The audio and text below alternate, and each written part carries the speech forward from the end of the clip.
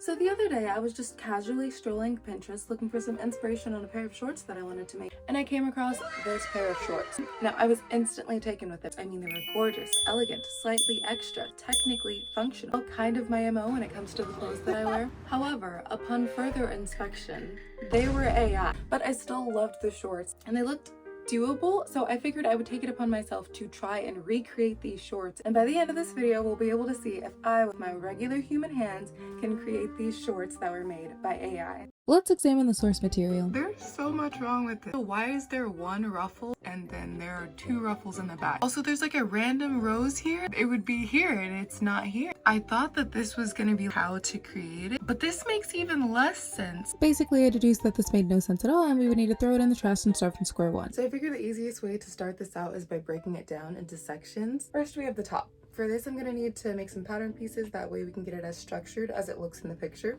Second, we have the ruffle, or more accurately, ruffles, because it's me. And if I'm gonna do the thing, then I'm gonna do the thing. Third, we have the roses, which look to be made, well, it's made out of nothing because it's AI, but they look to be made out of fabric, so I'm gonna have to figure out how to do that. And then last but not least, we have the actual shorts that'll go underneath all of this. I didn't want my dog to feel left out of the process, so I decided to let him choose my fabric. Now we wait. No, actually, I'm just indecisive, and apparently my dog is too, because even after bonding with him, he seemed entirely uninterested in participating. I even laid out all my fabrics across the floor to make them more enticing, and still nothing. Eventually, he found himself stood in between all four fabrics, contemplating the social, environmental, and universal repercussions of each fabric before finally settling in. Unfaded camo. I thanked him for his work and then secretly threw I shade. don't like this one. Then I started on the top by making this mock-up of a pattern I draped on my mannequin. If you want to see how I did this, you can watch any of my other videos where I go more in depth into my draping process. Anyway, I transferred this over to fashion fabric. I made 2 layers, put them right sides together, and then at every seam I created boning channels. Then I spent a few hours finally figuring out what all these extra presser feet I had to do. This one apparently sews buttonholes, which is very, very helpful. I decided on these buttons for the front of my shorts, and then for as excited as I was over the buttonhole stitcher presser foot, you'd think I'd have some footage, but no, I don't. Anyway, I started sewing on the buttons equidistant apart and then started working on the boning. Since the fabric that I'm using is a jersey knit 4-way stretch, it was pretty floppy, so putting boning in it just kind of helped it hold some shape and give it more structure. It ended up working out pretty well. Also, this next clip has absolutely nothing to do with the video, but look how cute my dog looks in this hoodie that he got. He doesn't like the hood. That looks so weird. No, bro, take that off. That's you mean, that's aura. That is not aura. Take that off my baby dog's head. Yeah. Aww. He's so cute. Why does he kind of remind me of Alvin and the Chipmunks? Anyway, back to sewing. For the ruffles, I cut out 2 60-inch long strips that were 4 inches wide, and then 2 60-inch long strips that were 6 inches wide. Oh my gosh, tongue twister. I also cut out a few 2-inch wide strips, that way I could make a ruffle for the second layer, because for the first layer I used lace, which I attached to the bottom of my fabric right sides together, and then I flipped up the seam allowance and top stitched it. That way it would look a lot neater, as well as keep the lace from flipping upward, so it would just keep everything flush. And this is what it looked like whenever it was done. For the second layer, I used that 2-inch strip, folded it over, and then serged the edge of it, and then attached that the exact same way as I did my ruffle. Right sides together, and then flipped it over and sewed down the seam allowance. Next, I spent a few hours gathering my ruffles to the size of the bottom of the top part of my short. I went ahead and started pinning them to the edge. Also, the top, I just buttoned it up in the middle, and I've decided that I'm gonna do a zipper instead of the lace up, just because it's a stretchy fabric, so it doesn't really need much adjustability, and I normally do adjustability for like my stiffer fabric. Oh, I added tulle. I don't think that I showed that on camera last night. Yeah, I added tulle because I just wanted a little bit more fluffiness. We have our other layer, which I'll have to iron because some of the ruffles are popping up.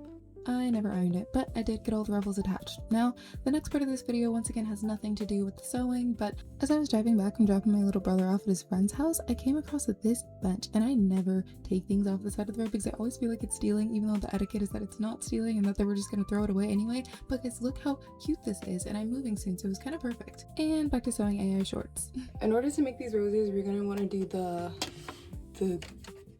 what is it called? Like the biggest stitch, because you can gather it. Ah yes, the true mark of someone who's been sewing for over 2 years, not knowing any of the names of my stitches on the sewing machine and being incredibly confident in everything that I'm describing to you. Anyway, the measurements for these were about 4 inches wide and 30 inches long. I folded the right corner down until it met about 1 inch to 1.5 inches lower than the left corner. Then I pulled the top fabric, or the right side of my fabric, over to the left side of my fabric and then gradually worked my way down.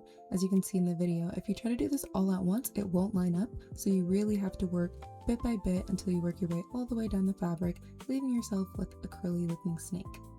I'm not sure at what point I started narrating this as if it was a tutorial, but if you are following this as a tutorial, then go ahead and secure your bottom threads. I didn't backstitch, so I just had to tie them, and then grab your top gathering thread and gather all the way down your little snake friend here.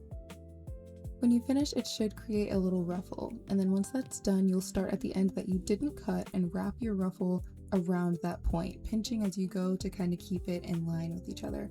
I'm not sure what happened to my camera here, but it just started tweaking out, so I didn't get the clearest footage, unfortunately, but I fluffed it out and then made about 10 more. Then I figured out that I needed about 20 of these. Now guys, I want your best guess as to what you think I'm watching in this clip. I don't know why, but my facial expressions were just so animated. It got to the point where I eventually caught myself in the camera and I was like, oh, let me look less concerned before people think something's going on. Alright, this is kind of a wider shot, so hopefully you can still see what I'm doing, but like I said before, I take that end point as my fixed point and then wrap the rest of the ruffle around it. You can already see the rows kind of coming together as I do this. And then by the time you finish wrapping it, that tail that you have of thread at the end should be long enough for you to wrap around that fixed point, which will just kind of help secure it until you get the thread and needle to hand stitch it. You cut off that extra tail at the end, and then take your bow and arrow. Wait, your bow and arrow? Wait, actually, because why was I watching Hunger Games? But anyway, moving in a circular pattern, you're just gonna overcast stitch it and then tie it off like normal. Then just fluff it out and you have your nice little rose.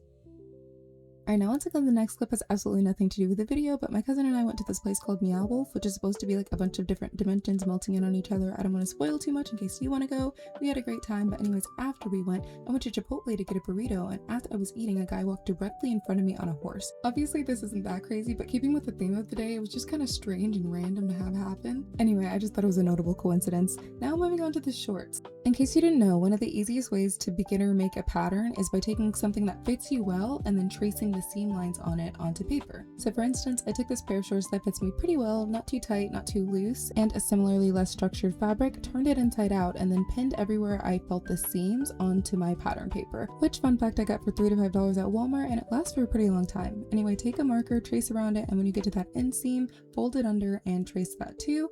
Then take out all your pins and there you have your pattern. Make sure you make your markings and do the same thing for the back. You might find that the inseam on the back of your shorts is longer than the one on the front, which prevents you from laying the fabric entirely flat. If that happens, just whenever you get to that point, you can unpin, fold out the rest of it, make your new marking there, and then once you move it, just meet your curve to the end of your new line.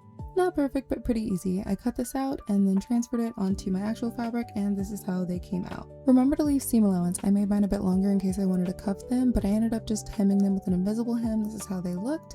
Next, I placed some pins so that I could hem the top edge of my shorts, but before I did this, I had to open the back inseam because later on I'd have to connect this to the outer top portion that I made earlier. Once that was finished, I finally had all 4 pieces necessary to complete these AI shorts. And now it's time to assemble all the pieces together. The next goal was to attach the shorts to the inside of the top. In order to do this, I lined up all the edges and then pinned everything in place. I was gonna top stitch them with the machine, but I decided against it. Look at her. Oh my gosh. Okay, so I ended up doing some hand stitching. I just didn't like how it was looking with the border at the top, so I just hand stitched all along the inside, and then on both sides I hand stitched both edges. So now it is prepped and ready for my zipper. I added the zipper and then off camera secured all the roses in place.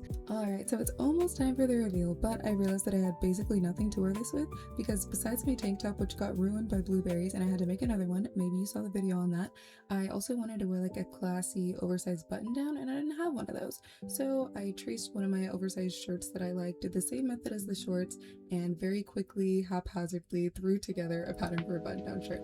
Honestly guys, I'm kind of proud with how it turned out. So now here we are, finally, the reveal. We're gonna have to go back to the drawing board on this one.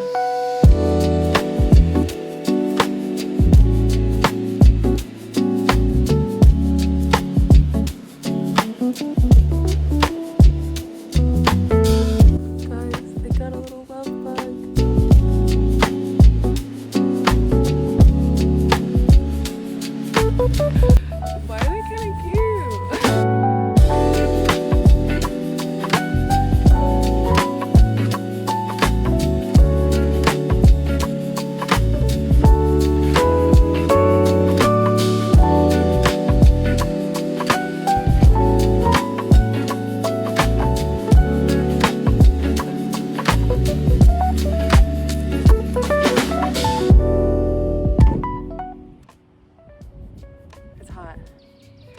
Okay. I had so much fun making these. I think they're gorgeous. Might be my new obsession just for a little bit. The shorts, I mean, not AI. But anyway, if you made it this far in the video, I want to thank you so much for watching. You're awesome. That's kind of it for now. Like, if you'd like to, subscribe if you subscribe to. And I'll see you next time. All right, bye.